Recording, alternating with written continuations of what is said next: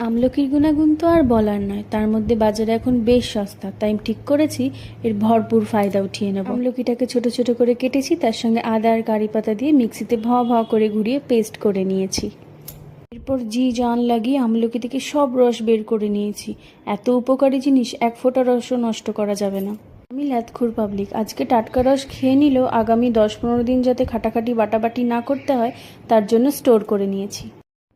1 cup গরম জলে 2 চামচ আমলা টনিক, এ আমাদের ভেতরের যন্ত্রপাতিগুলোকে চাঙ্গা করে, যাকে বলে আমাদের ইমিউনিটি বুস্ট করে। একটু রস বাঁচিয়ে রেখেছি, এ নাকি খুশকির মোক্ষম ওষুধ। চামচ ক্যাস্টর অয়েল মিশিয়ে এর শক্তি 4 গুণ বাড়িয়ে দিয়েছি। আজকে খুশকিগুলোকে মাথা থেকে তাড়িয়েই ছাড়বো। সারা শীত জুড়ে মাথায় যা জাঁকিয়ে বসেছে। একটা ছোট কটন বল নিয়ে মাথায় সিঁথি কেটে কেটে লিকুইডটা পুরো ম্যাসাজ করে নেব। আমলা কারি পাতা দুটোই আমাদের চুলের গোড়াকে শক্ত করে। 10 দিন ছাড়া এই টনিক ব্যবহার করলে চুল পড়ার সমস্যাটাই অনেকটাই কমে যায়। আমলা আদা দুটোতেই যেহেতু ক্ষার বেশি, তাই চুলের ডগাটা বাদ দিয়ে বাকি অংশ লিকুইডটা লাগিয়ে 10 মিনিট রেখে প্লেন জলে চুলটা ধুয়ে নেব। টাটা।